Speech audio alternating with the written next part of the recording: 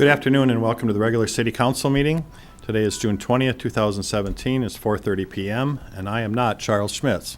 Charles is on a well-deserved vacation. And I think maybe after seeing our 515-page document, he took the city manager and they both headed out of town for tonight. So the rest of us will try and get through this.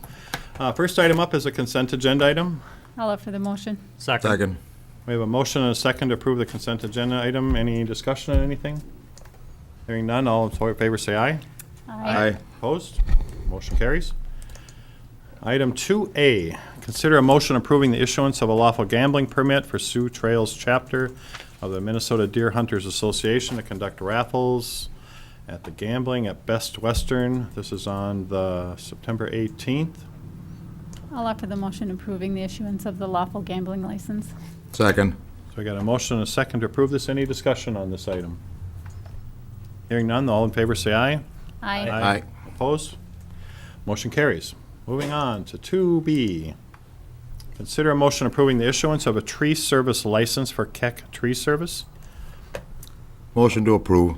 Second. We got a motion to approve this. This is for a period of June 21st of 2017 and ending on June 30th, 2018. Any other discussion on this particular item? Hearing none, all those in favor say aye. Aye. Opposed? Motion carries. Moving on to item 2C. Consider a motion approving the issuance of a temporary on-sale intoxicating liquor license at Bavarian Blast.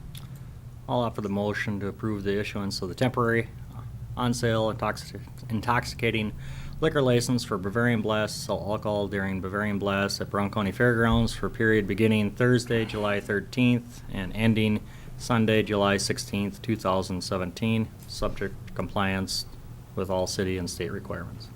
Second. We got a motion and a second. Any discussion? Hearing none, all in favor say aye. Aye. Opposed? Motion carries. Item 2D, consider a motion approving the general licenses for the period beginning July 1st, 2017 and ending on June 30th, 2018. I'll offer the motion approving the issuance of the following additional general licenses for the period of July 1st, 2017 and ending June 30th, 2018, subject to compliance with all city and state requirements. Walmart for fireworks and Bellick Tree Service, tree license. Okay, we got a motion. Do we have a second? Second. We have a motion and a second to approve this. Any other discussion on this item? Hearing none, all in favor say aye. Aye. Opposed? Motion carries. Moving on to something that might be a little longer, I don't know. Item number 3A. Consider a motion to receive the report from the financial director, Nicole Jorgensen, reading the possible changes to election polling places in the city, starting with the 2018 election. Ms. Jorgensen. I was approached by Ms. Prochniak and she was just, at this point, this is just a discussion, nothing's been decided. She's looking for direction for their budget as well as it will help us with direction for our election budget for next year. The issue becoming that the state has, as part of the legislative session, passed a bill to provide funding for election polling equipment. So most of our equipment needs to be replaced. At some point it was purchased by the county, but they used federal dollars that are no longer available. So in order to replace the equipment, they were looking for some funding help, and now the state's willing to provide a portion of that with some matching requirements on the county side. But so Jeannie is looking at adding some additional technology and then replacing the existing ballot counters that we have with a faster, better technology. And then the e-poll books that she wants to add will help with the registration process. It will help with the closing process at the end of the night. It should speed things along as we go and help with same-day registrations as well. Would be done electronically then rather than on paper. So what she's looking at doing is taking our current 8 polling places, because we have 4 wards and the 2 precincts in each are combined, or not combined, but each have their own polling place within those wards. So what we're looking at doing is possibly combining the precincts within each ward. So we would go from 8 polling places down to 4. There are definite benefits to doing this, and I'm sure there are also some disadvantages. One being the possible increase in the lines and the waiting times for the voters as they come into the polls. The idea being that the better technology, the e-poll books, and then the faster ballot counters would move that line along faster, so hopefully really wouldn't impact the voters much. We would like to implement, if something we end up doing, implement it for the 2018 election, which there's not a presidential year, so it should be a much smaller election. It would give our judges more time to learn the equipment and be ready for the bigger elections and the primary in March for the next presidential election. Like I said, at this point, it's just discussion. Some of the advantages would be we would need less election judges, which are getting harder and harder to find every year, less polling places. And we believe that with the polling places, we could get down to 3 for sure, possibly 4 city buildings, and those are all, we've already talked about the logistics and how they'd be set up and theoretically, and so we believe that those places would all be big enough to accommodate the extra voters. We could add more polling booths to each, so we wouldn't, more people could vote as they were coming in faster with the e-poll books. So when we've talked to some of the judges too from the elections, and they all were comfortable with the idea of combining. They didn't think it would be a huge issue with their polling places. So we think it's quite feasible to do, but we're looking for some direction as far as what the council would think and what your opinions might be on that. One of the budgetary concerns, we would save money on election judges. We wouldn't be able to cut them in half, I don't think, but at least by a quarter, we could probably cut them in half or cut them down. If the county would decide that the city only needs 4 polling places, that's what we would have to do unless we wanted to fund the equipment for the other 4. If we wanted to keep the 8, we wouldn't have the option of the county buying all the equipment. So that's that possible $54,000 cost to get the equipment. And then the county dictates what equipment you need to have as well. So we'd have to have the same equipment as all the other polling places. We couldn't find something cheaper that would do the same. Okay. The same. So that's where we're at with that issue. And like I said, again, just discussion at this point. I'm not asking for any decision points, but it just trying to get a feel for where we need to go with our budget. I have one question, and the decision will have to be made by when? How much lead time do they Essentially, need? this is a budget item. Right. Yep. Jeannie didn't give me any real concrete deadlines. I know it's something that's gonna have to move along quickly, because if they do decide to do it, they're gonna have to buy the equipment, so they have to figure out the vendors, and they'll have vendors come in and show them equipment and figure out exactly what they wanna buy, and then the training. So I think it will happen fairly quickly. Once we need a decision, it would come back to the council, probably in July, I would think, for a decision. So basically, at this point in time, you're not looking for us to spend any money. It's No. just to approve. Just To to go receive the down. information and We're maybe just really share some of your receiving opinions. report is what we're Receiving doing the report. today. Yeah. But I think the county wants to know what our thoughts are. Is this something we feel real strongly one way or the other, right? Yep. So that they have some idea where our thoughts are. I thought maybe she'd be here tonight, but So we have to follow whatever equipment they go with, we have to follow We have with to use that the same same equipment. equipment. Yep. would that be our So- equipment? The equipment we purchase would then It be would our be equipment. ours, so yeah. we'd have to store it, or we don't store any of that. Actually, we do store the Store city's some of it. equipment on our own. Okay. Most of it's stored here in the building. And then we don't know the life expectancy of the equipment either. I suppose it's all electronic now. Yeah. And I couldn't even tell you how long we've had this equipment. I can't remember what year it was that it was purchased.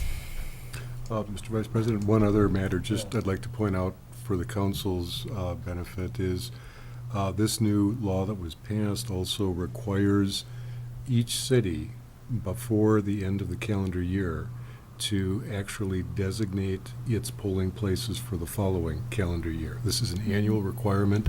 In the past, we have not had to do this, but we just need to make sure this gets on an agenda sometime Sure. between now and the end of the year. And I suppose it may be done at the same time as you'd make a decision on if you're going to go from 8 to 4 in the polling places.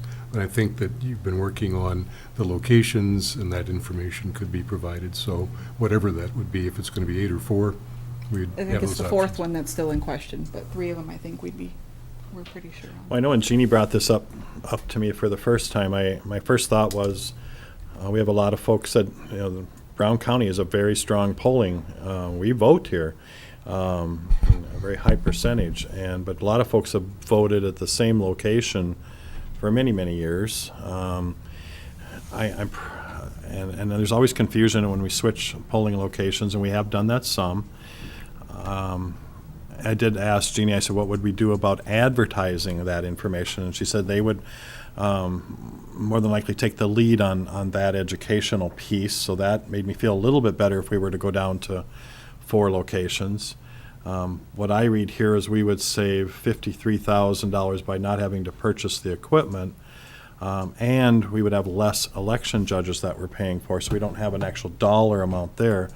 But I know she said a lot of those election judges would move to the new location. Yep. Because you still have the voters still coming, and they would probably have, obviously you'd have double the number of voting booths.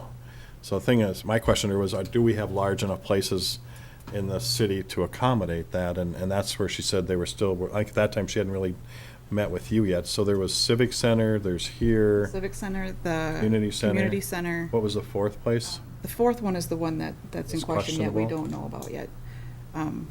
So Civic Center, Community Center, and Vogel. Oh, Vogel, okay. Yep, are the 3 that we know for sure, and the ones that we do use already. So we have an idea how those would be set up to accommodate the additional Okay. polling booths and everything. So we're fine with those. It's just the 4th ward, or actually it's the 1st ward, I think, that has, I think we use 2 separate churches.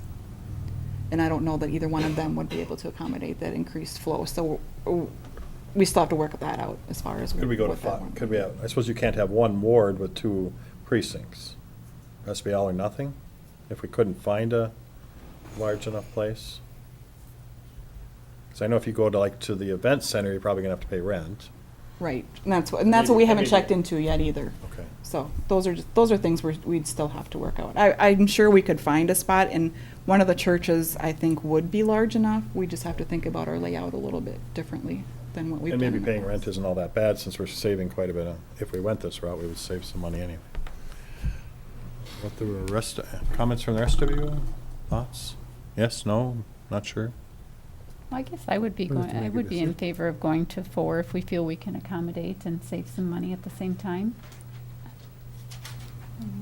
Education will be the key, in my opinion. And I believe the county would be required to send postcards out to all of the Oh, registered yeah, voters, so okay. they would all get Okay. their postcards telling them where to go. And then she talked about putting in the paper as well, so. Okay.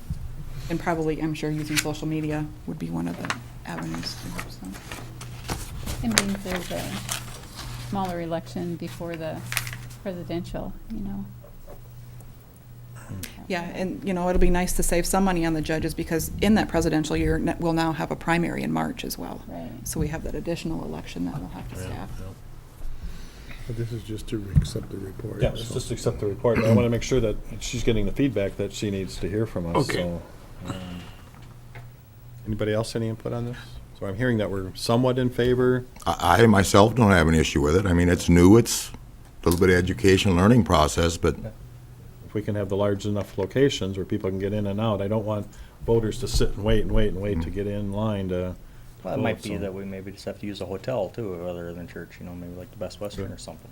Yeah, just look at options within the community.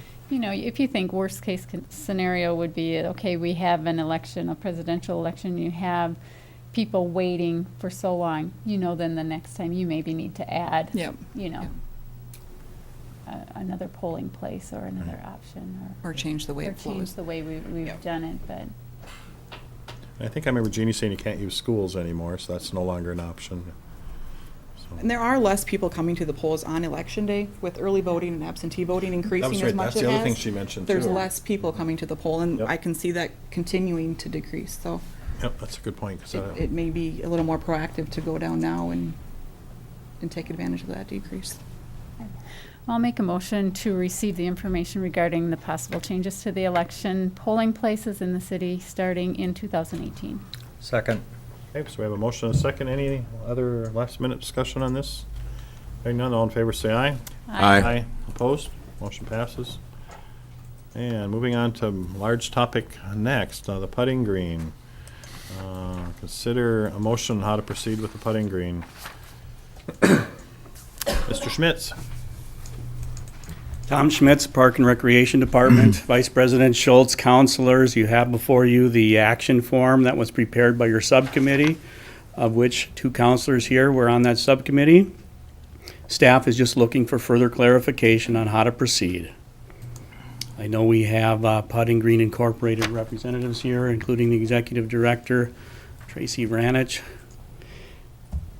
So we are open for You want to walk us through the overview? Just, I think that's, Certainly, the subcommittee does recommend now that the mini golf course site is raised, that those materials, the mini golf course is to be removed.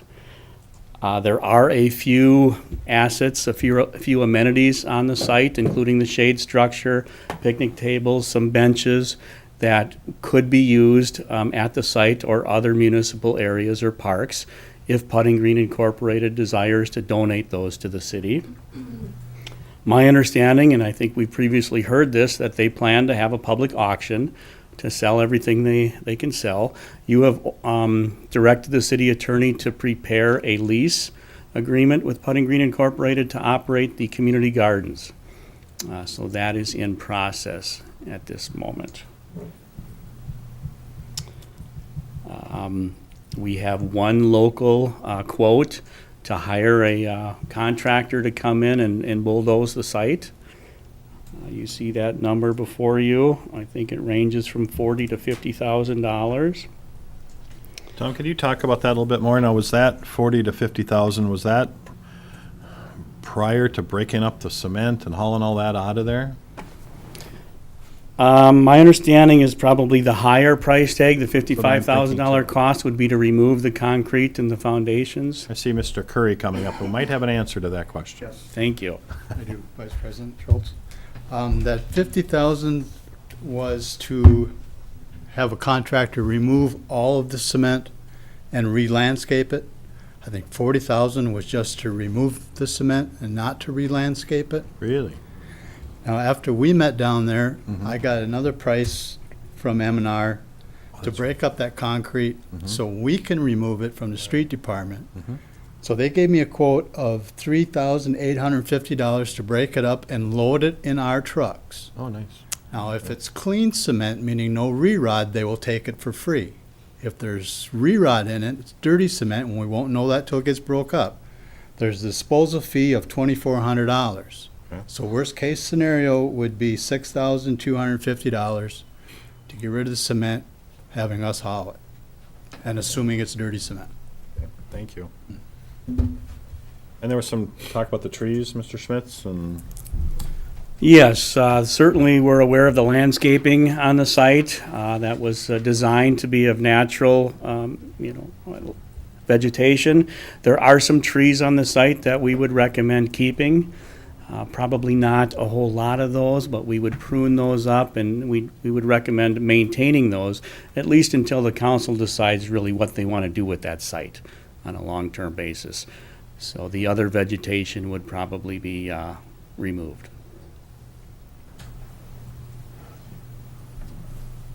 Roger, do we have any legal issues here? Just, I know you talked about quite a bit before, but I mean, just for tonight, we're just asking for the putting green to remove everything from the golf course site pursuant to the lease. Well, I guess, and Ms. Ranich shared something with us at the last meeting.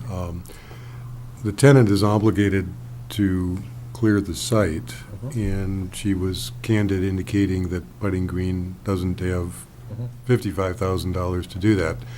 So I guess the question is, if the city decides to move forward with one of these options, is that going to be assuming that Putting Green is going to be making a contribution, and if so, how much?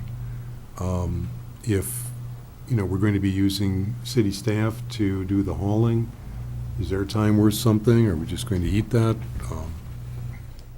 Or do we have to wait to see what it looks like at the end of the 90 days to what's left out there, right? Potentially. True, I mean, you could wait, if you're going to wait that long, that's part of the I decision. think part of too. that 90 days runs us to September 1st, if I remember right. Yeah. Okay. we probably can't do a lot till we know, I mean, we're assuming if they have the auction, then a lot of that's gonna be sold, but we don't know that. If it's not sold and they don't remove it, then that increases the cost to the Correct. city and what we're gonna have to do to clear that spot. That's right. My thought was that we wait, we give the putting green as much time as they possibly need to get that, as much as they can out of there, and then bring it back to the council with what's left. And I don't know if they have a timetable. Yeah, I think For the that? lease, No, I mean for when they would have their auction or. oh, yeah, let's see what Ms. Ranich has to say. Hello, Tracy Vranich, Executive Director of Putting Green. So we've been looking through some things to try to get some answers and get a little more detail. So I've spoken to a local auctioneer, and this is something that they can easily do on site. We just don't have an idea of what the things would command as far as the price. And everything that we can come up with, creatively even, like the grain bins and that, and honestly, we've had people interested in those already. We will put those up for auction. And I believe I indicated last meeting, 2 weeks ago, that our proposal would be whatever funds we raise from the sale of the items that are on there, like the grain bins and That's Chadwick. things like that, that would be used towards the demolition of the site. That's what we would propose. And I would assume that there's some items that Mr. Schmitz mentioned that about potentially donating, he'd probably rather sell. Am I right on that, or Oh, no? that's up to the city. So again, I've been kind of going through history and crunching some numbers. And the items that the city would be interested in, the shade structure, the picnic tables, and the benches that are out there, the value of those items, replacement value, would be $10,000. That's not what you would get if you would sell it, you know, how that works, right? And so if the city is indeed interested in those, we would be willing to give those Great. to the city. So there is value to the city if you can use those. The benches are made out of recycled plastic. They're basically indestructible. Art stone benches, the shade structure, the canopy was just replaced last summer. They're very solid, too, from what I Yep. saw out there. And the picnic tables are also recycled plastic, Oh, and yeah, they really, they will never fade, they will never chip. So that's the value of what we would be giving you if you had to go out and purchase it, or if you wanted to leave it Okay. at the site and use it. So that's one part. And another component of what we would like to see happen, we do have cash on hand, and I will continue to be candid. After the end of the month, we will have roughly $2,500 in cash. We would like to keep that on hand because we really need that to cash flow the community garden. And almost that entire dollar amount did come from the community garden through the United Way grant, the fees, and a New Ulm Area Foundation grant.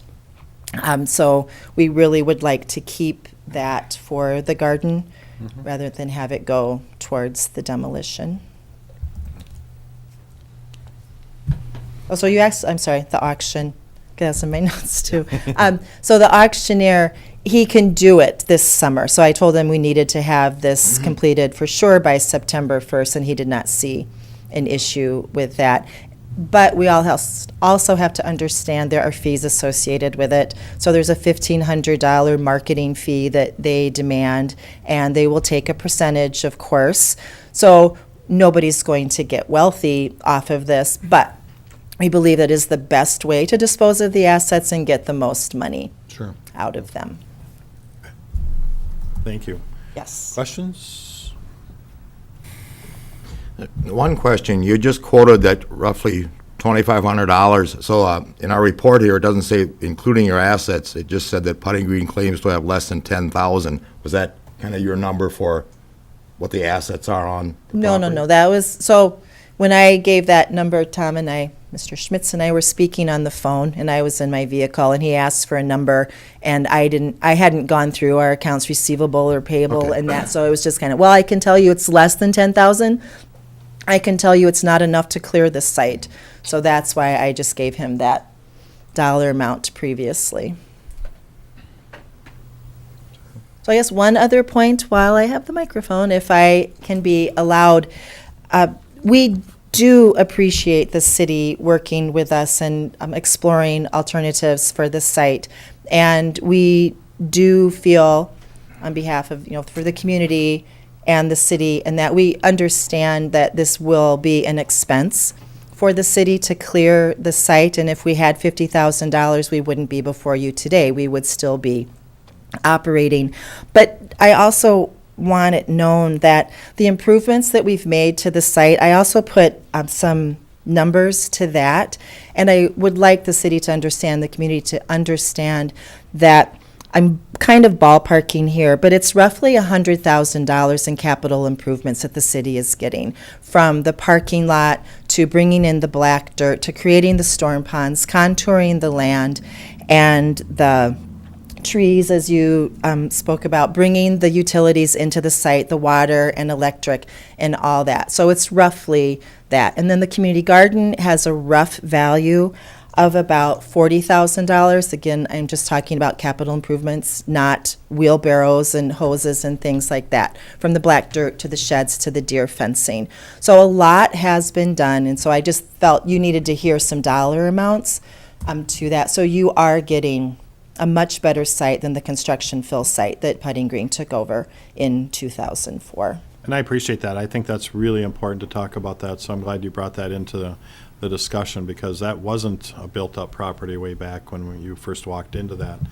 And a lot of kids have benefited for 15 years coming to that property and learning about environment. And so, this has been a great marriage, and now we just need to figure out how we're going to divorce, I guess. That's right. It's always ugly. Amicably. I would recommend that we look at both items 1 and 2 for this particular one, that we ask the Putting Green to clear the mini golf course site, and then obviously number 2 as well, but it's up to you folks. And I think then we come back in September, once it's all resolved, and see where we're at, what we need to finish cleaning out. Are you okay with that? Vice President Schultz Yeah. and councilors, you have already directed staff to create a lease agreement Yes. with Great. PGI to operate the community gardens, so that's not really an issue.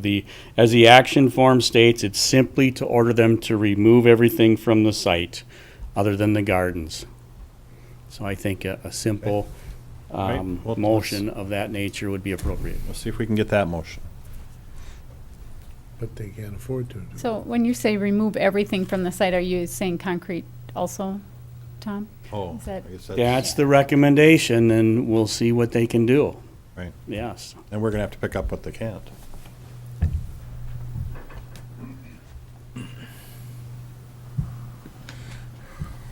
One more. Sure. So when he mentioned that, so Norm Kopp, who is the chair of our board, we discussed this earlier today. You would have the option, so if you can imagine, we will sell the items and we will end up with profit, right? Revenue from the sale of the items.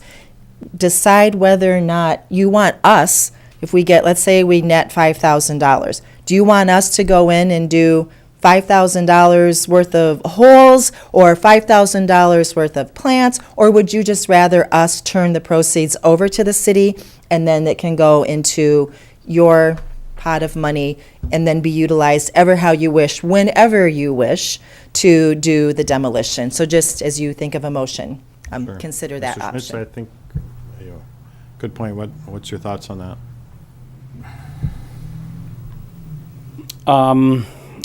I would, it depends on the proceeds from the auction, what that dollar amount is going to be. We have a general idea from our Public Works Director about what it may cost the city to do so.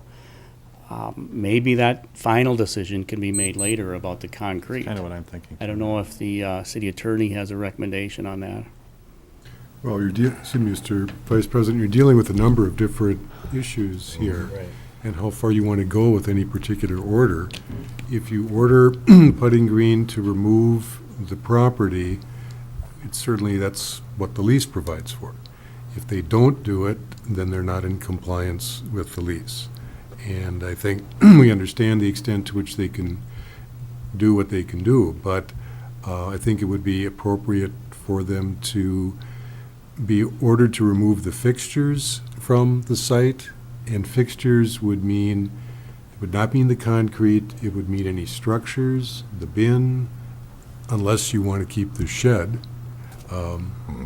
But otherwise, that they would be obligated to remove the structures and the fixtures and the personal property from the site. With the exception of those items that we were willing to accept as a gift. Well, I don't know what you want to accept as a gift. Well, they're listed in our They'd still order. have to That would be remove them. part of the removal, wouldn't it? Yeah, I don't know if you, Well, the city would have to work with them to pull those out. Mr. Schmitz wants those things, or? I don't know if a decision can be made at the auction time as to what the, price is gonna be for those items. But those items certainly are appropriate and could be used in our park system. In my mind, although the Public Works, as the city in a whole, we're looking to recoup any and all of our costs. We realize Putting Green doesn't have the financing to do it.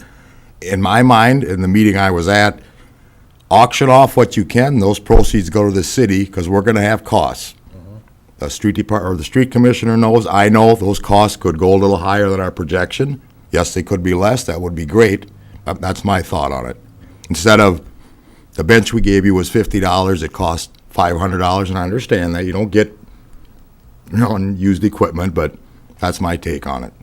So we just keep moving forward, instead of. Sell it all and Sell it all, instead of I'll be done. beating around, what are we gonna do? Let's move forward. We made the decision, we clear the site, we're done. I'm fine with that. I can I'm live fine with with that. that. There And we, wasn't that many items anyway. then we can get moving on. So, So I would entertain a motion that we could proceed with ordering the Putting Green to clear the mini golf course site, with any funds being returned to the city. And then we're gonna have to, at that time, then we can come back and figure out where we're at financially, decide where to move forward. One more item, when you talk about if you want us to dispose of them, so I don't know how specific you need to be in this, but we do have a bench out there that is a memorial bench for Bobby and Savannah, Abby McCray. And that should go, obviously, somewhere. So it could go in the community garden because they were very involved. That's why it's there with Putting Green, the community garden. We could move it. It's an art stone bench and it's engraved. And it could go over there, but that would be one thing to exclude. Right, actually, that was, good point, that was discussed. If Putting Green or the city should contact whomever, where would you like this to go, or donate it to where? I think the family would agree, and I think it would be fitting if it went into the community garden. Okay, I mean, that was discussed at the subcommittee meeting. Okay. We were not going to make you auction that off. No, but I just wanted to make sure. Yeah. Well, Mr. Christian, you gonna make a motion to include that? Yeah, how do you make that in the motion? How does that, a motion to order Putting Green Incorporated to remove anything they can possibly, including structures, tents, on the property from the mini golf course site pursuant to the terms of the, well, I'm not gonna say pursuant to the terms of the lease, pursuant to the city retaining the funds that come out of the auction. As the city attorney, is that The okay? exception or- of the bench. With the exception of the memorial bench. Okay, we got a motion, do we have a second? Second. Okay, we have a motion, second, other discussion? are we gonna proceed forward then with, hiring M&R to break Think- up the concrete and then have staff start hauling it Could away? make that a motion after this motion, or we could wait, see what those costs are and do that at a later date. So it I- really doesn't matter. I think we should have it after this motion, just to Just get it done? get it done with. I'm okay with that. Let's deal with the first motion first. Any other discussion on that particular item? All those in favor say aye. Aye. Opposed? Okay, so that motion's made. Do you want to, I'll make a motion to direct, for M&R to break up the concrete and then for, begin removal process of any? begin the removal process of the concrete, and then we know that it's gonna be, could be more, depending if it's with rebar or without, for the disposal of the concrete at this point in time. Second. We got a motion and a second on that. What about the fill? We haven't talked a little bit about the fill coming in after that.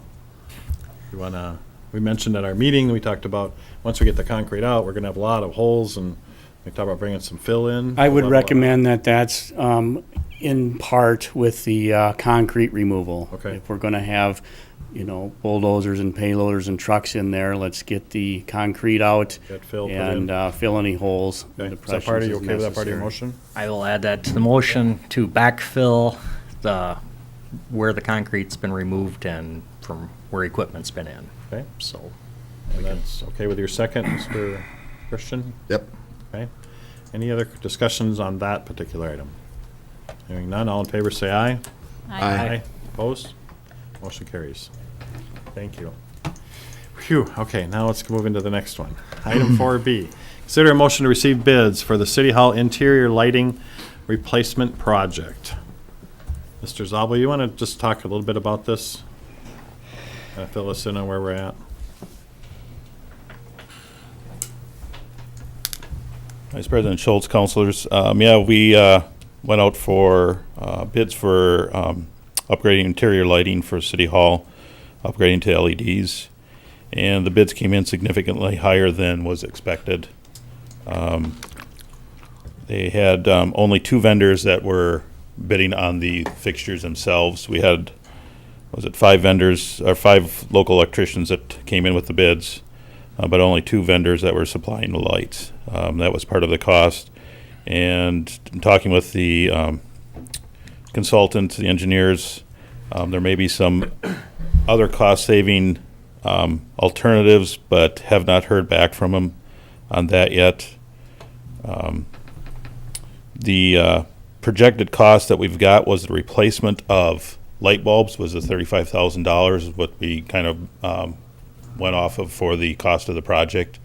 And in initial conversations with the consultant, that was going to be a little bit higher to replace the fixtures. By the time we took care of rewriting the fixtures, getting rid of the ballast, and the labor that was involved with that, he thought it would be fairly close. But it came out substantially higher. So your recommendation on this is to rebid?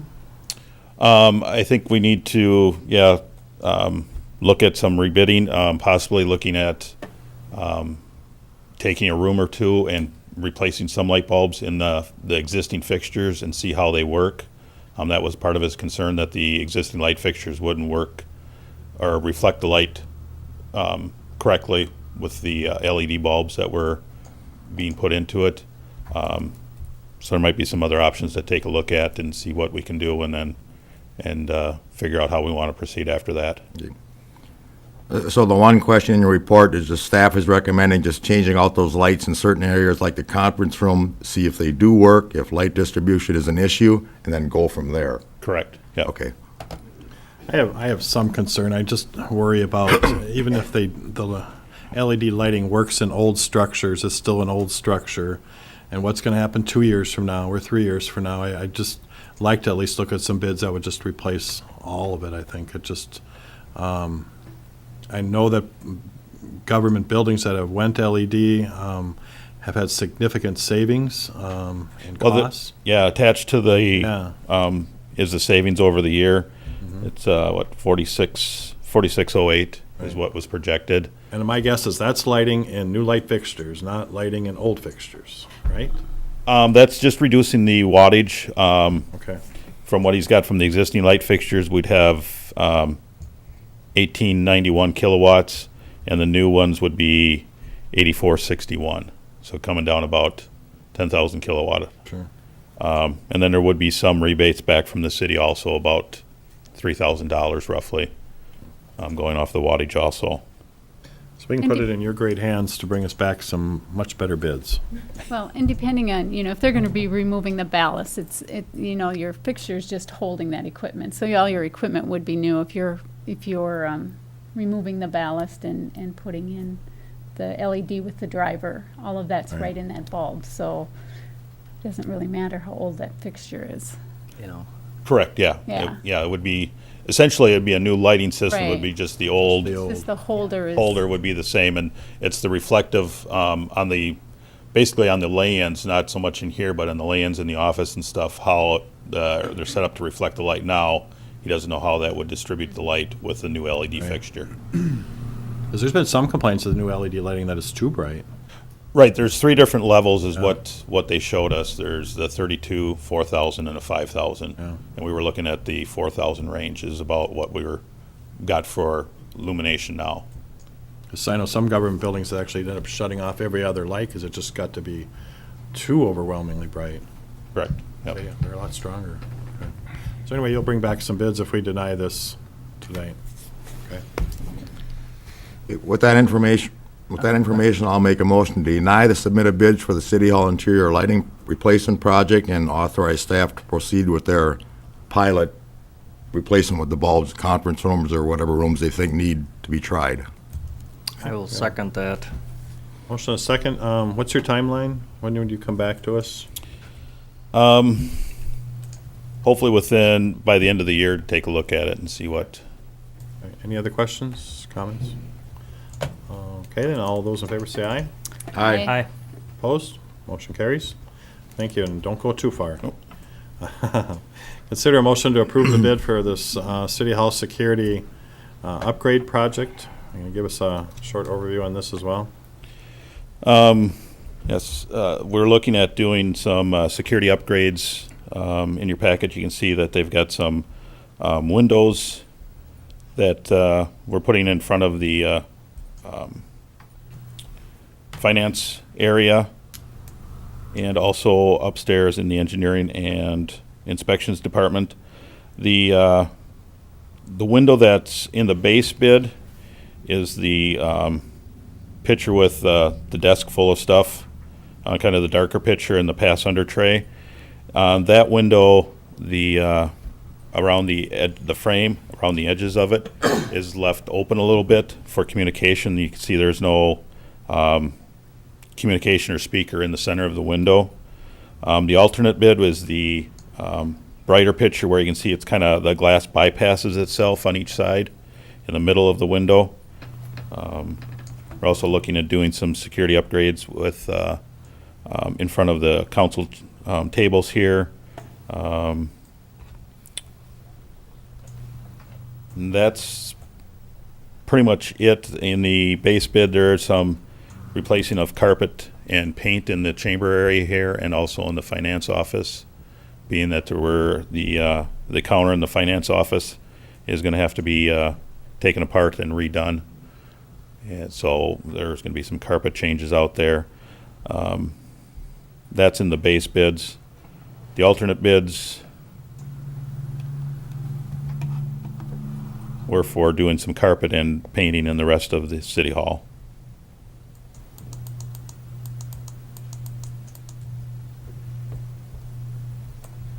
I don't know if that's in there. Counselors? Any your recommendation today is for what? To go with the base bid and get the security upgrades. I know this is something that we've been talking about for, I think a year and a half when we went to, I know our city manager and myself and the mayor, we were at the meeting, we're in Lamberton area somewhere. Springfield area, and some pretty interesting and scary topics that were talked about with courthouse and council chambers, where there have been some security issues. And I think we have an obligation to do what we can to make sure our city staff are protected and are safe so they can do their job. So, any other comments, counselors? I know it's been talked about for quite some time with the security issue, and I assume you're looking for R.W. Karlstrom and just the base bid. Just the base bid, correct, yep. Okay, with that, I'll make a motion to award the bid for the City Hall security upgrade base bid to R.W. Karlstrom in the amount of $147,300. Second. A motion and a second. Any other questions, comments? Hearing none, all in favor say aye. Aye. Opposed? Motion carries. And do you want to talk about the alternate bid or not? The alternate bid was for in the remaining areas of paint and recarpeting Okay. of City Hall also, which the carpeting is from the 96, 97 remodel project. The majority of the carpet, I think there's only 2 offices that have been upgraded in that time period with Okay. carpet. And then painting in those areas and offices also. Was that in our budget for this coming year? I know the last project was. I don't think it was in the budget. I think we just added it on to see if we could get a significant price decrease, being everything was All at one time? all at one time. Okay. Being we're gonna have to move council chambers out, do the carpet and stuff anyway, paint, and just kind of work around that and schedule.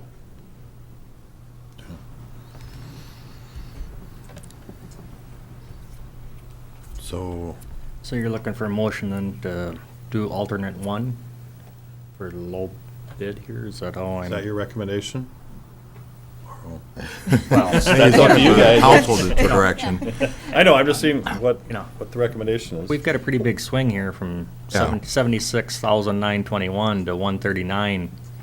You know, that's a pretty Yeah. significant swing. you know. In my mind, you know, we had some money, heavy money budgeted in the 17 budget. The good news today was with our general fund balance, to absorb the difference of it. Yep. In my opinion, at this time, we just wait, I mean, that's a good number, another 76,000, excuse me. I'm all right with the base bid, but the alternates, Yeah. You want to wait on But that? that said, Elwood too, wasn't it that alternate bid did not include moving the furniture and everything around, so there could be additional cost? There could be additional costs. Logistic issues? Even on, I think on the base bid, there wasn't, nobody bid it for the carpet layers to come in and move the furniture and stuff. Okay. So there's gonna be some additional costs on that end also. Or staff time, trying to figure out how to move the stuff. And work around that, yeah. Yep. Okay. Okay. You want to leave it?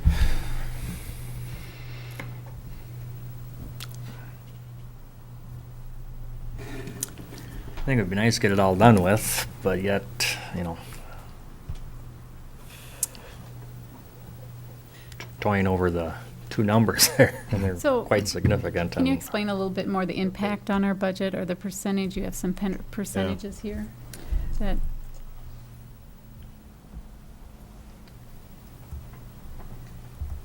Yep. Just- Let me refresh my memory a little bit here.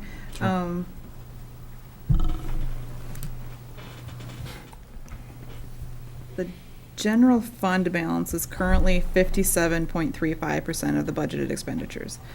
And we generally try to stay between that 35 and 50% range. Any additional fund balance used for every, what was it?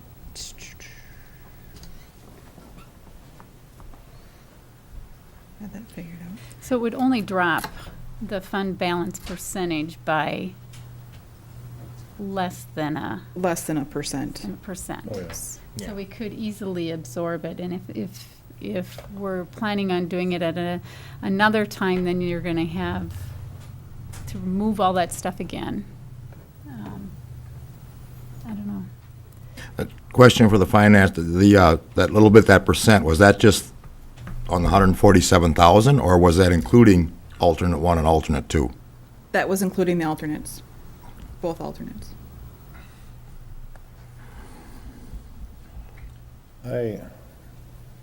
Okay. So the 147,300, it includes the alternate or does not? Doesn't, The change in the fund balance calculation Yeah. includes the alternates. Okay.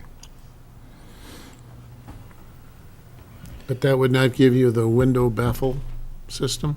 If you went with alternate 2, yeah. And that's included in that fund balance percentage calculation.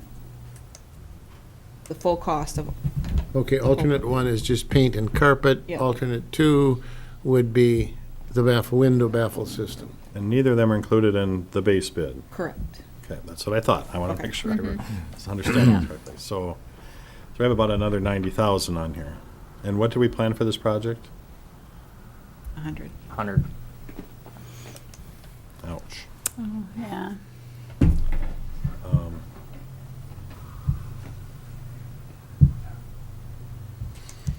guess I feel that that's a lot over of what we budgeted for. That's double. Yeah, it's almost double of what we budgeted for. I mean, can we talk about what the window baffles include, though?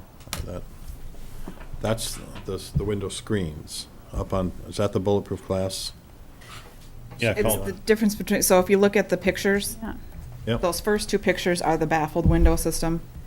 The second two pictures are what's included in the base bid, it's just that basic window.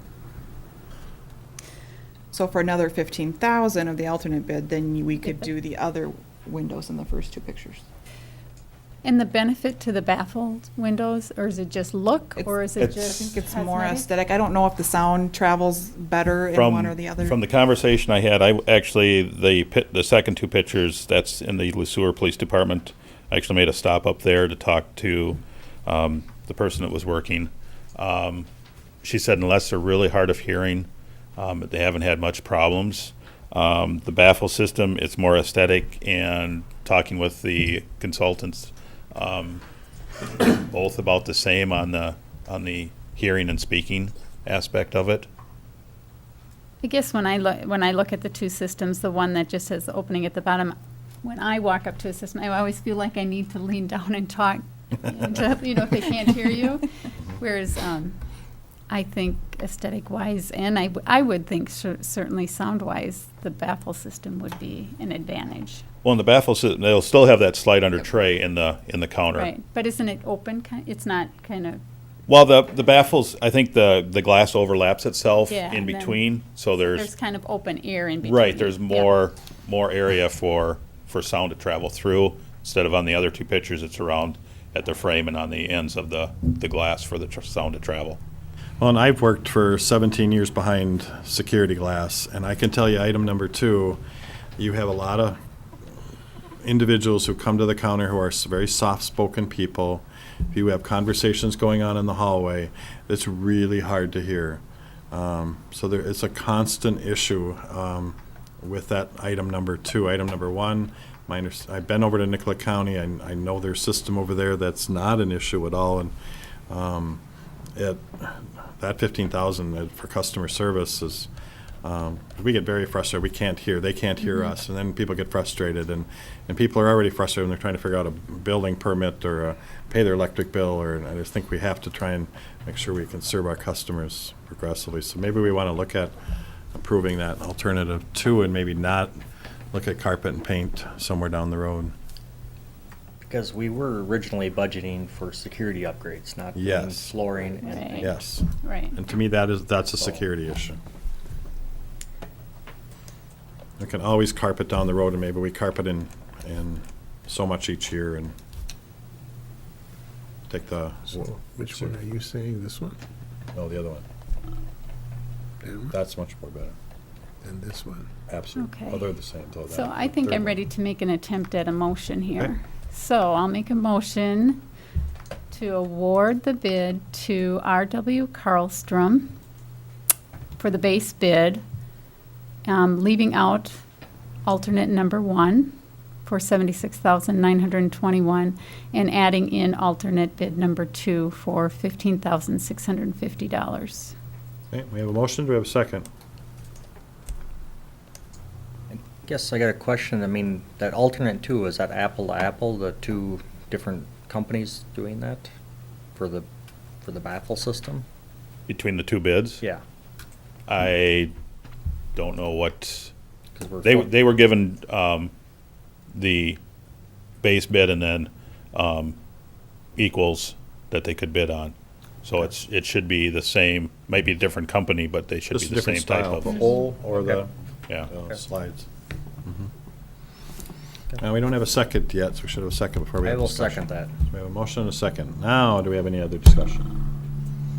Hearing none. All those in favor say aye. Aye. Opposed? Motion carries. Moving on to item 4D. Consider a motion to relocate the dog and cat kennel portion of the joint police, fire, animal control storage building to the new site. And a lot of you folks are getting picked on tonight because we don't have our city manager, but you want to walk us through this decision real quick? I went out and met with battery members a week or so ago, and in your packet, The first site that was identified was up in the corner. Let me put a picture up here, you can see a little better.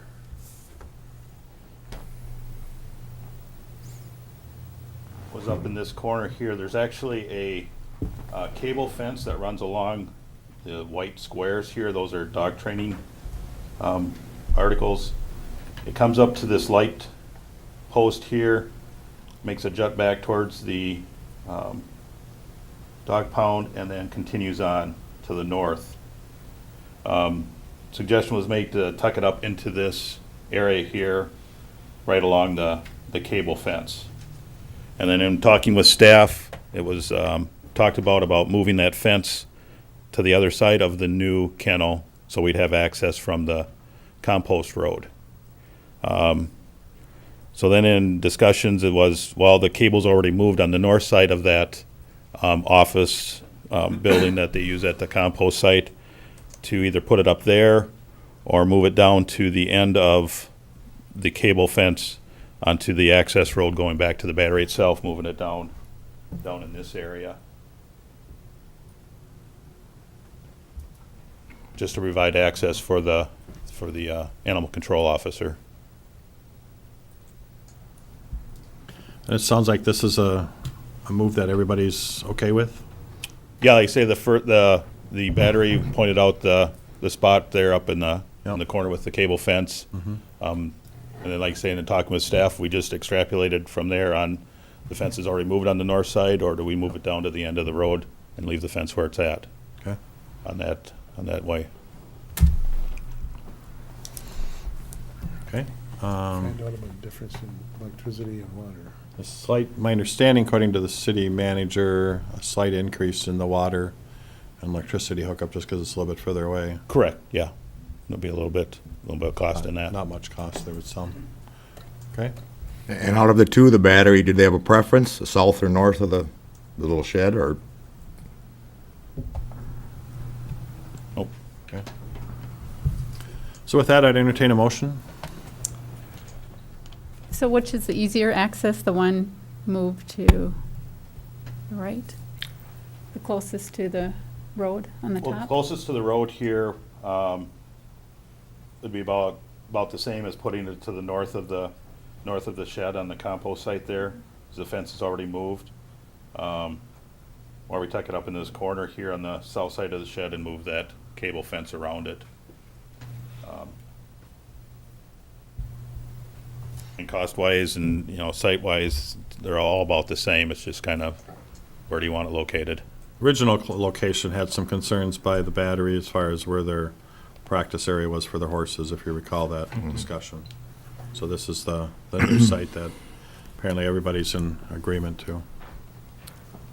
With that, I'll move forward to accept relocating the dog and cat kennel portion of the Joint Police Fire Animal Control Storage Building to the new site located on map photo 2. That would be to the north of the compost office building. Second. Okay, we've got a motion and a second. Any other discussion on this item? Hearing none, all in favor say aye. Aye. Opposed? Motion carries. Thank you, Mr. Elwood. Moving on to number 5A, consider a Personnel Committee recommendation for the adoption of revisions to the City and the PUC Personnel Policy Manual. This 335-page document, which we all have read over and over again, my understanding is department heads, city manager, our Personnel Committee, which includes 2 of our city councilors, have spent 8 months working on this document. Would that be correct? I did ask Shauna if she would just hit a couple of the highlights of any changes, not certainly to go through 335 pages, because we would like to all go home tonight. So if you could just hit a couple of the highlights, I'd appreciate that.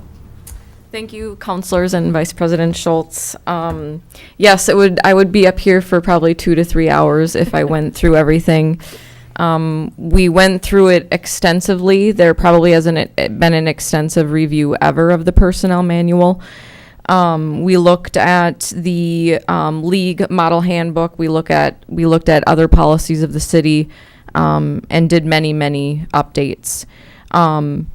We hadn't updated any policies due to technology. One policy that we added was the social media policy. We have a lot of departments that are on Facebook, we're on YouTube, and we had no policy addressing that. And we have a lot of followers. I know our New Ulm Police Department, they have over 3,000 followers right now, and we need to address that. So we included, I believe it's like a 6-page policy. It addresses the electronic materials, such as posting on websites, and then the creation of accounts for social media accounts. And then it goes through guidelines for official communication and who must approve your participation in social media. Also addresses what will not be allowed to be posted and then removed. And then on another note, our IT department, we have to comply with data practices. And so we are getting technology and have ordered technology to make sure that we comply with the Data Practices Act. Another policy that we included was a mobile device policy. Last year, we updated all of our cell phones. We had each department used, Sprint. We were using Verizon. We were using Tech Trends. So we combined all that, saved money, and moved everybody onto the Verizon plan. And we still hadn't had a mobile device policy. So we added that. It addresses the approval and different participation options, as we have a city-owned or an employee-owned device option. It also touches on safety, wage and hour issues that were addressed, and potential termination from the program. So I'm just going to address a couple because, like I said, I would be up here for a really long time. But I can tell you that we worked very closely for many, many months with the city personnel committee, addressing some issues. Roger, the city attorney, went through many, the entire policy, and also the department heads had a chance in both the public utilities and the city to go through the policy before it was brought to you. Okay, I have a couple of questions since I was not one of them that sat on that committee. And originally I had about 10 questions, so thankfully I'll save a lot of time. And I spoke with Shauna today, and she gladly answered a majority of those. One that I had a concern about is item 1.10. It's on page 159 of this docket, and it has to do with pre-employment medical exams. And I certainly understand the reason for a pre-employment exam for people that work in the street department and other inspecting department where there's a lot of lifting and moving of things around, park department in certain areas. But I don't think that we necessarily have to mandate that exam be completed for other individuals who are not more of the clerical type positions at the city level. Working for the county, we got rid of that requirement 7 or 8 years ago. It was quite an expense to the county when nobody knew of anybody ever excluded due to a medical exam, because it's basically, can you do the basic activities of that particular job. Any idea what that cost is, and any idea? Sure. Savings? The cost is, it's $95 per physical. We do the physicals for all regular full-time employees. We do not do them for part-time employees. I would agree with your statements, as long as the employee can do the essential functions of the job. We can't exclude them. I have only been here for 2 years, but we have never excluded anybody because of the physical requirements of the job. We can definitely, I know there's a line in the policy that says all regular full-time positions will require the employment candidate to successfully pass a medical examination. We could delete that line and just say that the HR director may determine if a pre-employment medical examination is necessary. Sure. And then I could look at the positions, look at the physical requirements of the job. See what the and department head thinks about it. yeah, and then bring that to the city personnel committee, and we can address which ones should and shouldn't go in for a physical. I don't see any issues with that. Okay, thank you. So that's the one that I have that I would, my opinion is like to see that added into this. The second one really is not for tonight, but I just want to talk about it real briefly, is one of the conditions that we have in the city policy for overtime is anything over 8 hours in a workday is considered overtime status. When Department of Labor, that's not the standard in Department of Labor, it's anything over 40 hours. So I guess I would like to know more information from HR about what we're spending in that category. What does that look like? Certainly we have emergencies. Certainly we have issues where overtime is necessary. But if it's not an industry standard, I'm guessing, and I could be wrong, that that's quite an expense that the city might be taking on. So I would request more information. I know we have city unions, that we have agreements, and I know there's all that stuff, but I still think that we need to take a look at that and do our due diligence to our taxpayers. If that's not an industry standard, I would like to take a second look at that. So I would make a request, not maybe part of this motion, but that you bring back more information on this topic to us at a future meeting. Yes, I can. I'm not sure in our in-code system, and I'm not sure if you would, Nicole would know if we can pull that information out. What I can tell you is I know that is included in both our IBEW and AFSCME agreements, and they go through December 31st, 2019 right now, so there's no changes that would be made, and they are the ones that probably utilize the overtime the most.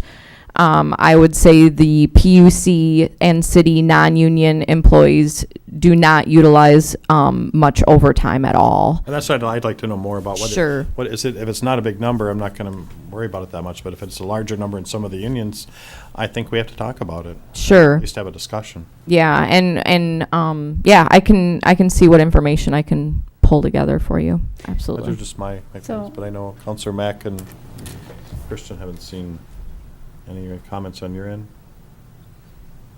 So Les, your concern on that overtime, I guess, we try to keep, when we look at union contracts and Sure. Employees that don't have a union contract, and try to keep those benefits and pay scales pretty much, equal. And so I guess, we can certainly look at that, but I don't know if we would be so apt to change that when we've got some employees being paid one way and others being paid I don't another. know that it would have a huge impact either, because most of those employees who get paid their overtime after 8 hours are still working their full 40 Full that 40, week, so it's mhm. still gonna be overtime after 40. Right, 'cause It's we just a don't matter really do a of what flex day are hour. you assigning that overtime But if an to. employee flexed on at the end of that pay period, there would be that overtime pay. I would say there would be hardly any employees that are flexing right Yeah, now. because they don't really allow. That's the stuff that I want to know more about. Yeah, absolutely. I would recommend, like Counselor Fisher said, I would recommend keeping it in there for now, since I we agree, have the I agree. unions, Yep. the other unions that way, but I can absolutely pull together and see if I can get that information on the dollar amounts and I'm what not the difference requesting a is. change for that latter. Absolutely. I just want to know more down the road. The first part I would Absolutely. recommend, and we'll see what the Yes. rest of you think about that change. But Absolutely. No, that sounds good. any concerns on that first change? Physical? I don't see any. As long as, staff is looking at it and she's gonna review it for the job description with the personnel committee. Okay. We don't have a motion on this yet, right? No. So I'd entertain a motion on this unless, Well, do we wanna accept the full document here tonight, or with the with change on changes? on the pre-employment medical exam. Well, I'll offer a motion to approve the personnel committee's recommendations to adopt the revisions to the city PUC personnel policy manual with changes as stated as far as the pre-employment physical upon job description duties, which would become effective 30 days after adoption. Perfect. So Second. Okay, we have a motion and a second. Any last discussion? Hearing none, all in favor say aye. Aye. Opposed? Motion carries. Now we have a resolution to accept donations to the New Ulm Police Department to be used towards the Shop with a Hero program. I'll offer the resolution, waive the reading. Second. So we have a resolution to accept $200 from the New Ulm Professionals Referral Group and $30 from unnamed 3M retirees. Any other discussion on this item? Ms. Jorgensen, will you call the roll, please?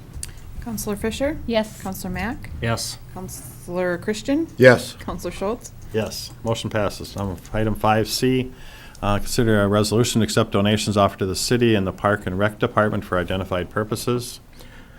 I was in attendance at the Park and Rec Commission meeting, so I'll offer the resolution, waive the reading to accept the donations to the City of New Ulm for the Park and Rec Department as follows. Days of Play, $250 from Dan Hirth Insurance, $250 from the New Ulm J.C.'s, $250 from OMG Midwest, German Park, $50 from Arnold and Ruth Colpine honoring Richard Salvati, Dog Park Improvements, $1,456 from the Happy Tales Dog Park Group, and I gotta scroll down here, 2 flower spanners and bench from the Big Ideas Incorp. That were donated. Okay, we have a resolution, do we have a second? Second. Resolution and a second to accept those. Any further discussion? Ms. Jorgensen, will you call the roll, please? Counselor Fisher? Yes. Counselor Mack? Yes. Counselor Christian? Yes. Counselor Schultz? Yes, motion passes. Moving on to item 5D, because The letters of thank you will be sent before I leave at noon. Item 5D, Herman Fest. Consider request from Herman Monument Society for Herman Fest 2017. We have 4 separate motions. What's your pleasure? Do you want one counselor to just make them all, or? I think you should all take turns. Okay, I'll go with the first one. Motion to authorize Herman Monument Society to utilize Herman Heights Park and Harmon Park for music, cannon fire, food, and beverages during the Herman Fest Community Celebration on Saturday, September 9th, 2017. Second. A motion and a second. Any discussion? Hearing none, all those in favor say aye. Aye. Opposed? Motion carries. Second motion. I'll make a Mr. Mack. motion authorizing fireworks to be discharged at Herman Heights Park. Permission is required by the city, as the city is the owner of the building and properties. Second. A motion and a second. Any other discussion on this item? Hearing none, all those in favor say aye. Aye. Opposed? Motion carries. Third motion. I'll offer motion to authorize the fire department to remain on standby at the fireworks discharge site should their services be required. This does not include crowd control or fireworks discharge activities. Second. We have a motion and a second on this particular item. Any other discussion?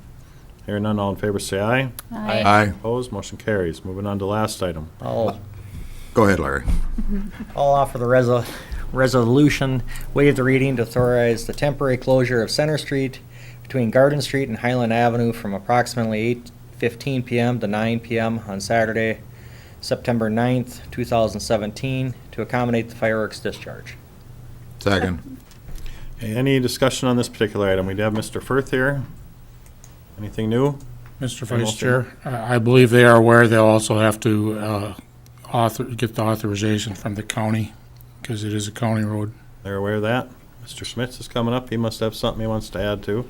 Tom Smith's Park and Recreation Department. That request has already gone into the city engineer, Wayne Stevens, and the county board will be taking that up as they have County. annually. County engineer. County engineer. Yeah. Excuse me. President of Herman Monument Society, Tom Firth, is here if you have any specific questions for him. But it appears to me that it's the regular annual activities. Keep up the good work. Yes, this is Thank your you. number what, Mr. Firth? Put you on the spot there. 4? 5? 5. I Five. think it's 5 too. Okay, this is a resolution, so any other discussion? Ms. Jorgensen, will you call the roll, please? Counselor Fisher? Yes. Counselor Mack? Yes. Counselor Christian? Yes. Counselor Schultz? Motion, yes, motion passes. Moving on to item number 5E. Consider a motion confirming the appointment of Gary Klinick to Sister Cities Commission. I'll offer the motion approving the confirmation of the appointment of Gary Klimick to the Sister Cities Commission to fill the unexpired term of Brian Riesling. Second. Okay, we have a motion and a second. Any questions on this topic? No? Hearing none. All those in favor say aye. Aye. Opposed? Motion passes. Item number 5F, elevator, City Hall elevator upgrade.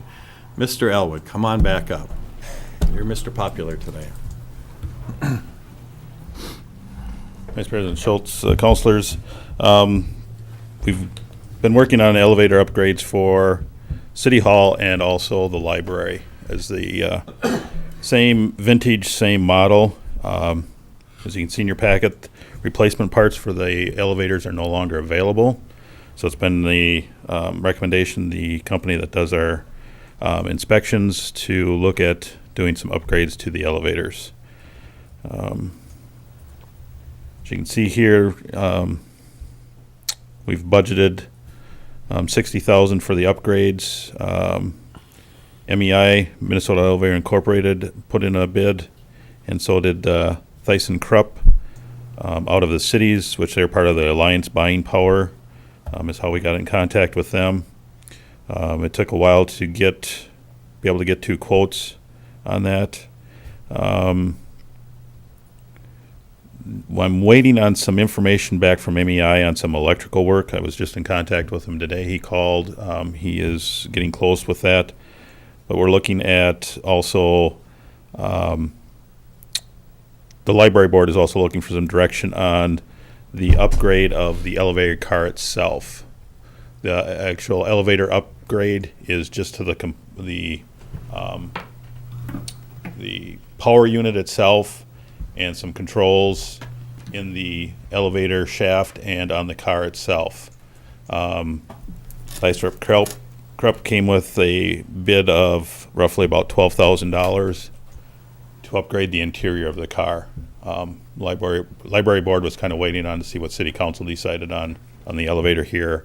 They to go with direction what they wanted to do at that point.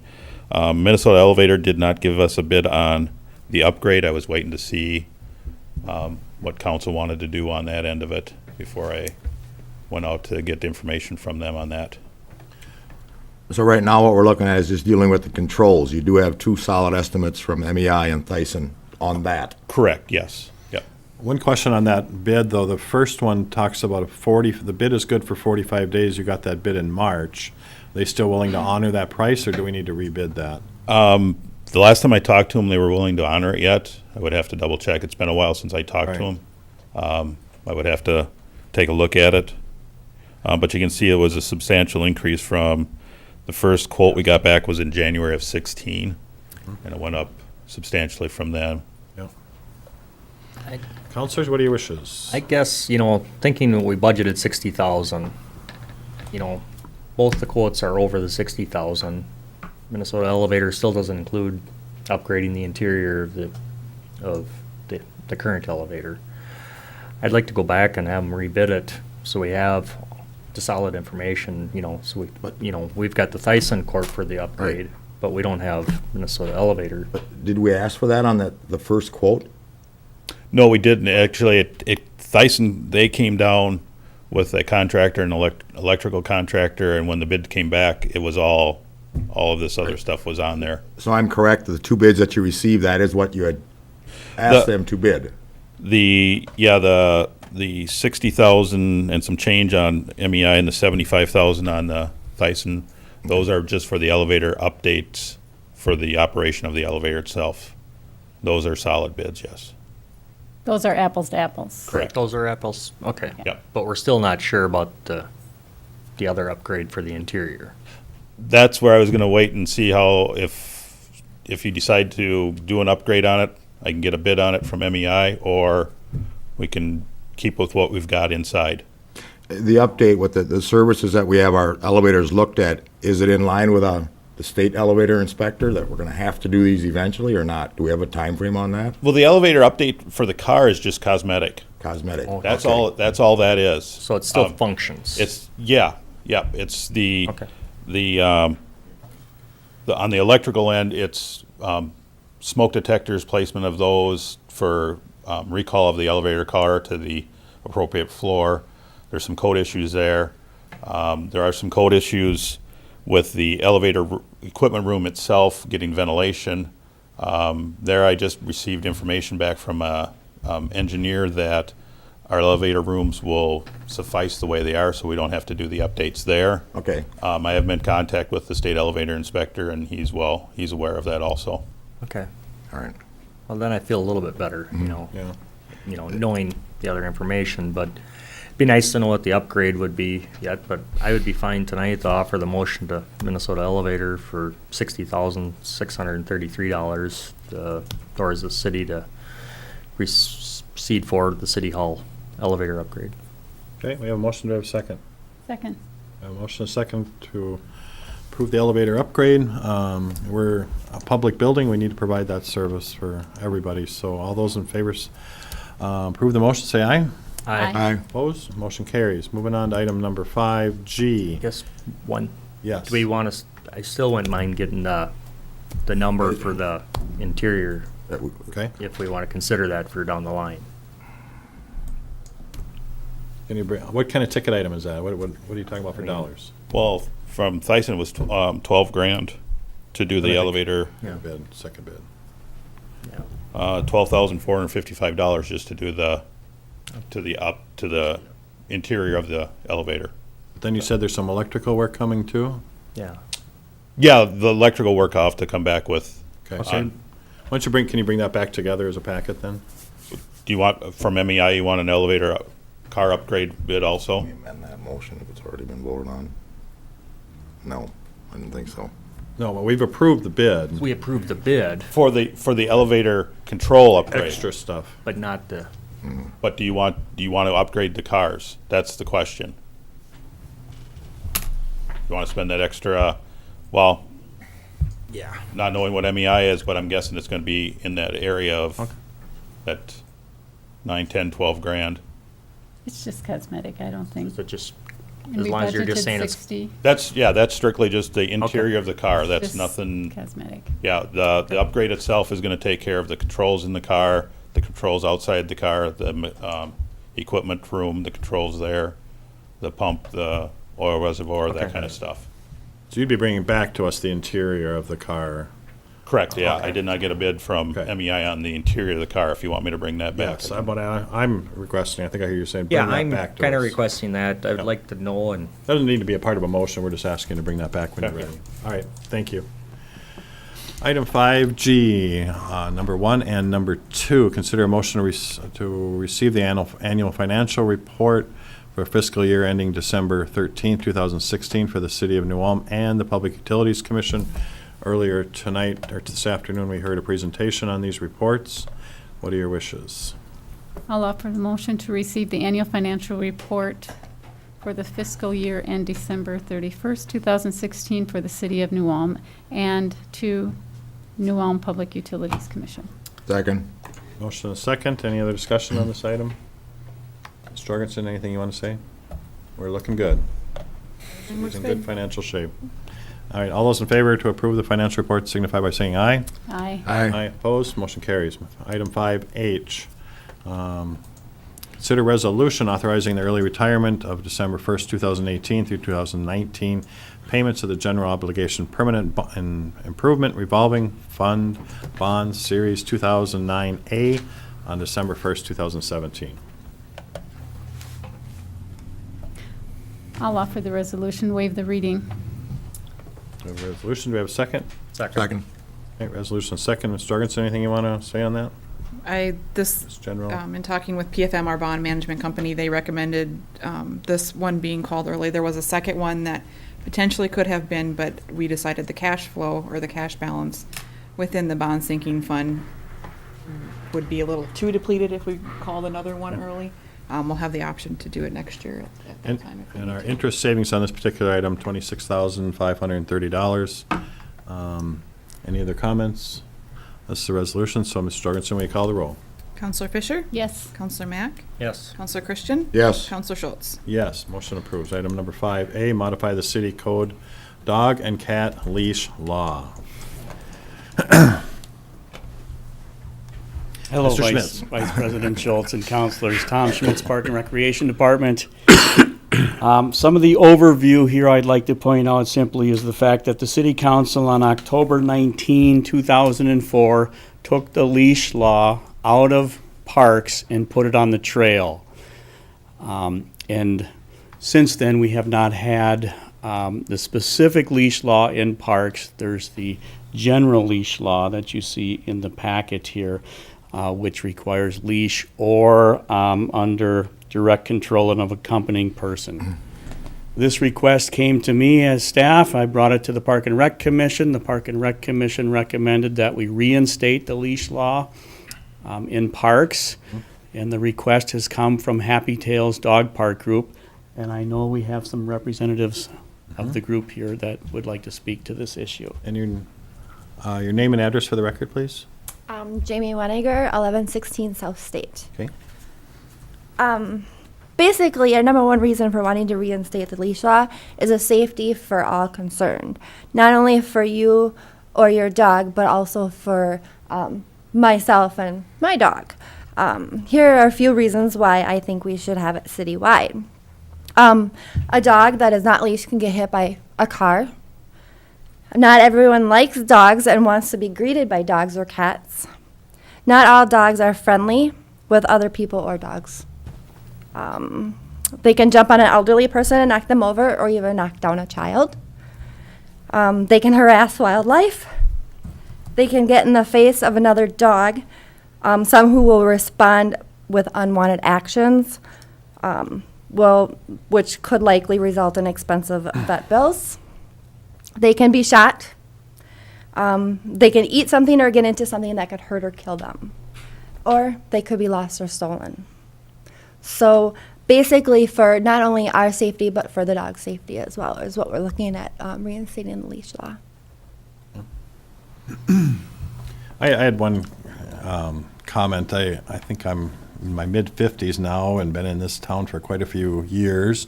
I don't know if I've ever seen a cat on a leash. Am I wrong on that? There is one on. There is one cat on a leash. Yes, in and town. I think it's a great thing that the cat is on a leash because I have dogs that don't like cats. Okay. So I can avoid the cat on the leash. Good to and it know that doesn't we have run out in cats on front of my leashes. dog. There's a lot of cats running around, man. Yes. And you don't like to see cats on the street dead? So if we pass one of these things, then we have the enforcement. I know we have our police chief here. Do we have a lot of issues with dogs not on leashes or those doggone cats? I know all need leashes.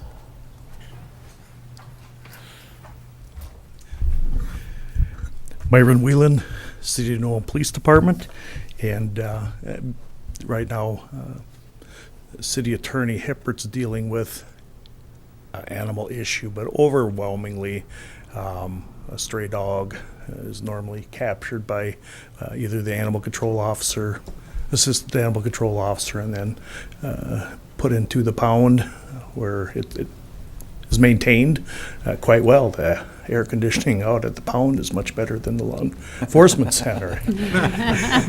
But beyond that. You're not hearing a lot of issues or concerns? No, Okay. no. All right, thank you. Certainly not with cats, other than being feral and just running in general. Right. Mr. Thank Vice you. President, Yes. if I may be heard, it's noted in the action item, as the chief has pointed out, we're currently charging 3 separate offenses involving a dog that is bit repeatedly in this town.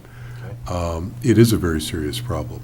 My concern as the city attorney is that the existing language in the ordinance, as was noted by, I believe, Mr. Schmitz, talks about the requirement citywide, a dog or a cat has to be on a leash. But then our code says, or under the direct control of a responsible person. I personally have no idea what under the direct control means.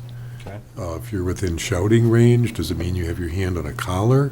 It's not defined. I think the simple answer from our office, we'd ask that the council adopt the second recommendation, which would just be that citywide, dogs and cats have to be on a leash, and I believe Director Schmitz has suggested that you identify the length of the leash, and apparently in state parks, it's 6 feet.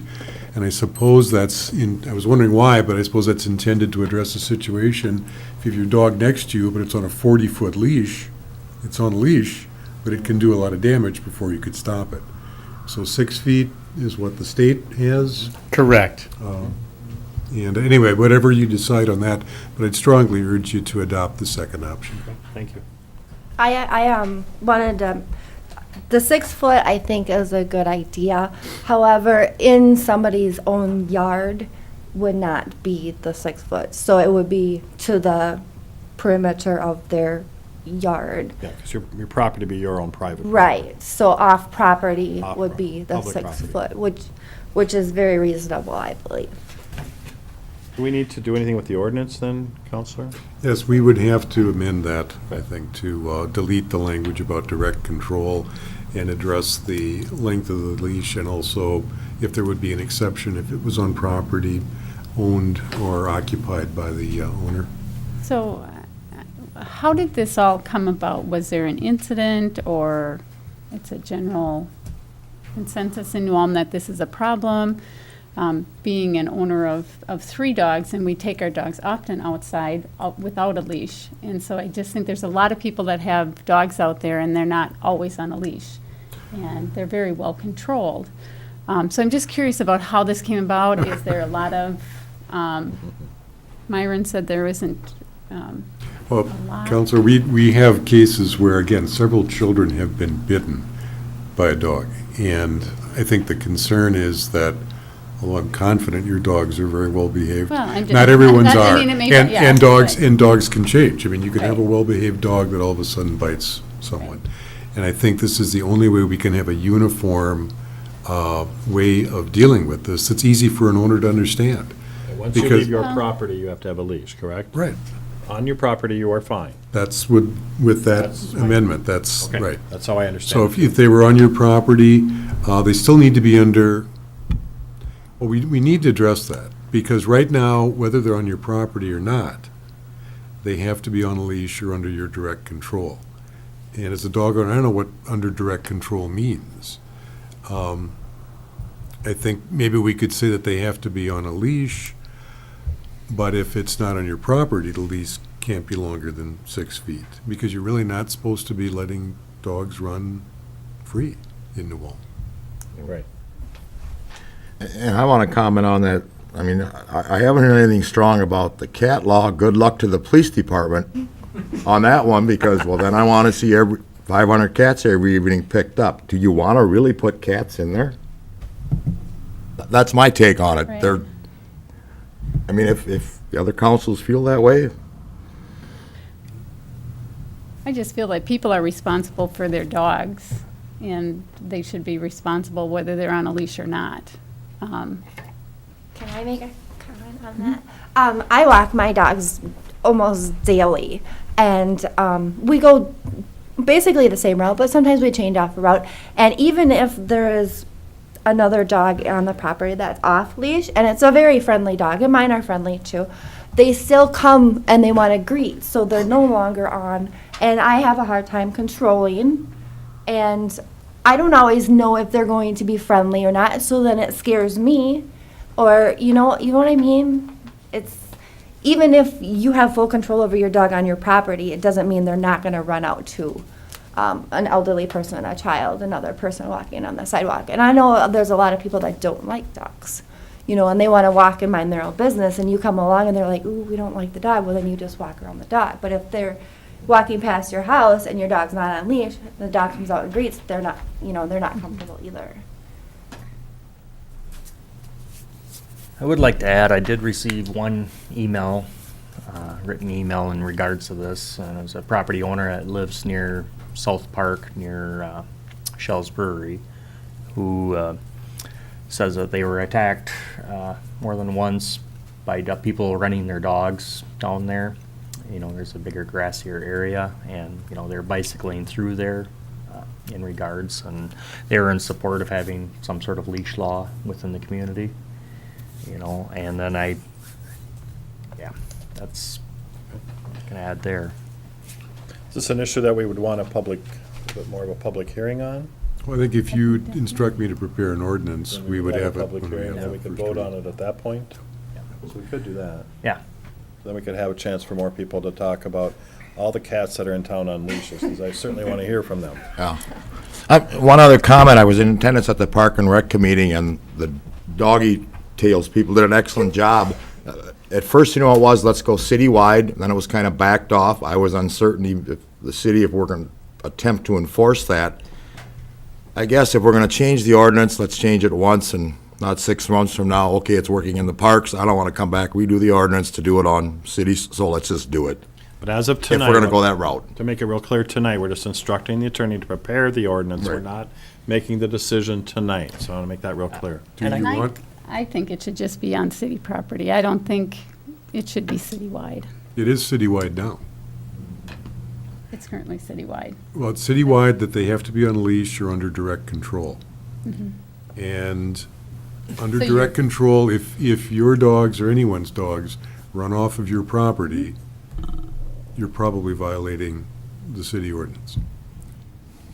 So the idea here would be to have a simple, understandable way of regulating this with an exception on the length of the leash when they're on your property.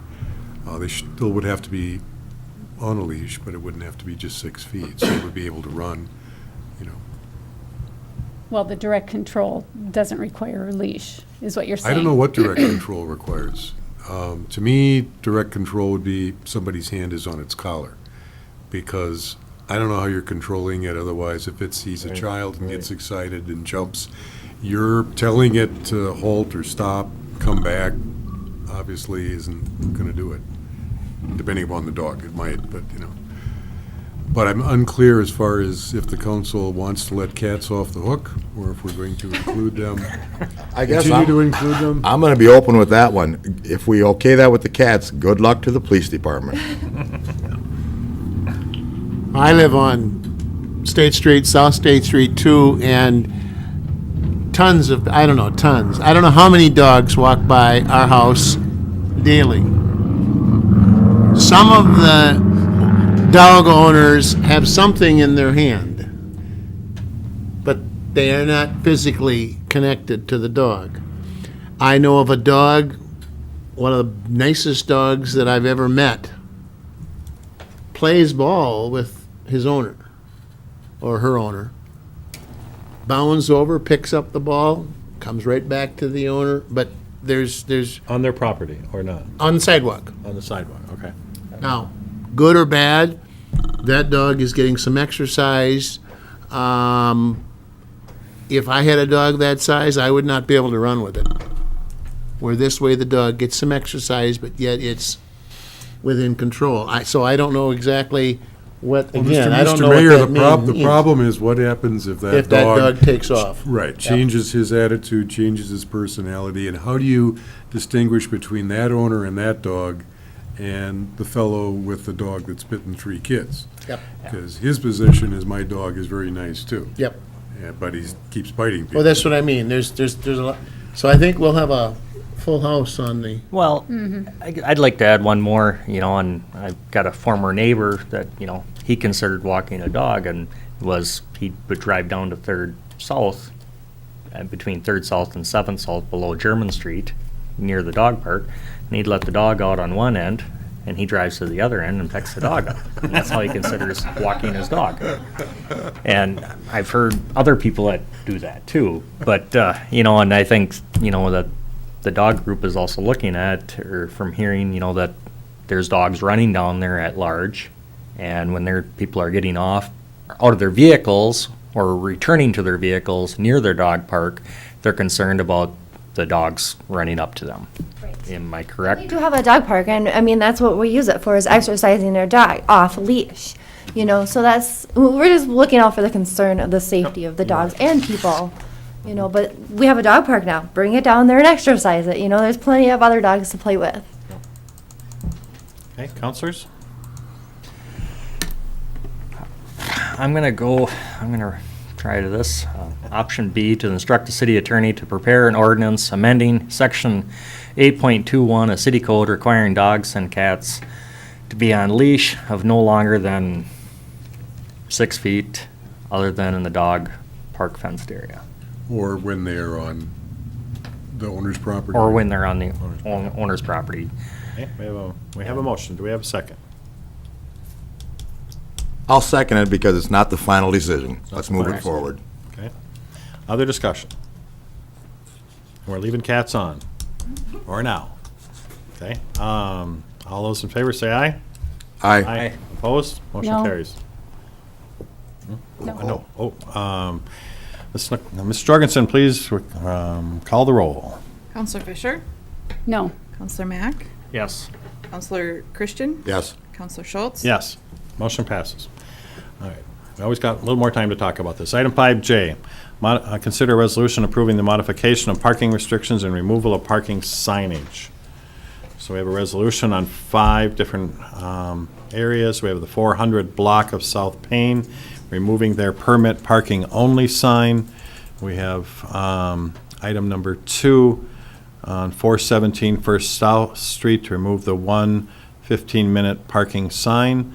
Number 3 is Second North State on the corner by Lindhouse to remove the 1 2-hour parking sign. Item number 4 is the 108 North State Street in front of the Edward Jones Building to remove the 1 2-hour parking sign. And number 5 on 27 South German Street in front of the United States Post Office to remove 2 of the 15-minute signs. So with that, Given all the explanations below in the overview, they make sense. I'll just offer the resolution, waive the reading to modify parking restrictions in the following locations as stated, or do you want them read into the record? I think we're good. Have a second on that resolution? Second. Okay. Any other questions on these? There was information sent out to all the different parties.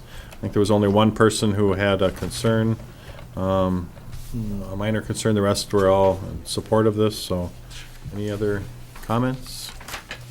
Hearing none. Ms. Jorgensen, will you call the roll, please? Counselor Fisher? Yes. Counselor Mack? Yes. Counselor Christian? Yes. Counselor Schultz? Yes, motion passes. Last item, and we're on 537, I believe, page 537, we're on to adjourn to Wednesday, July 5th at 4:30 PM. And so, we need a motion on that, I I'll guess. offer the motion. Do we have a motion? Do we have a second? Second. Motion is second to adjourn to July 5th, 4:30, due to the first Tuesday in July being July 4th. All those in favor say aye. Aye. Opposed, motion carries, and we are done. Meeting is We're adjourned. done.